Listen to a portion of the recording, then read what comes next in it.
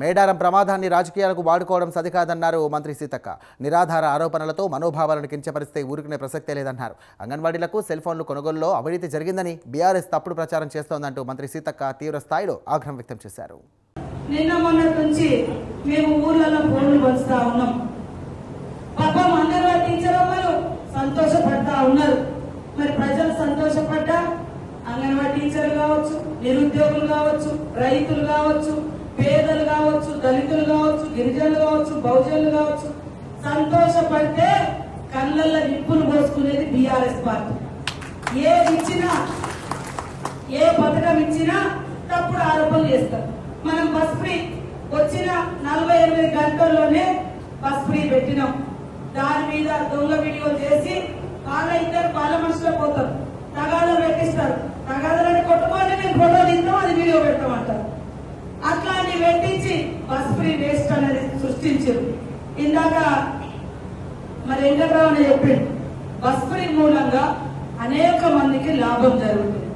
10,000 కోట్లు ప్రభుత్వము బస్సు మహిళలు ఫ్రీగా వాడుకోవడంతో డబ్బులు కట్టినాం.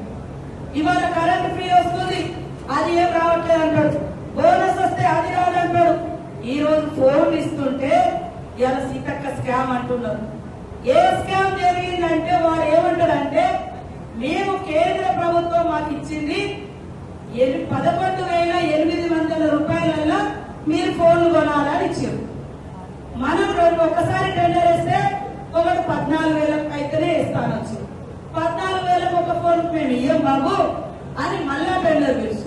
మళ్ళా పిలిస్తే 11,650 రూపాయలు, అంటే 150 రూపాయలు కేంద్రం ఇచ్చినా కూడా మిగిల్చినాం.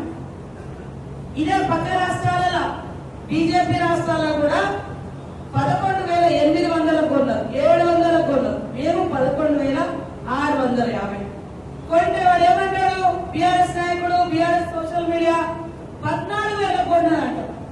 అది 11,650 కొంటే 14,000 ఎక్కడ వచ్చినాయి? మరి ఆధారం ఉంటే చూపించాలి కదా. వాడు ఏం ఆధారం చెప్తాడు? ఫస్ట్ సారి ఒక టెండర్ అయినప్పుడు ఒకడు 14,000 వేసారు, మేము అది క్యాన్సల్ చేసినాం.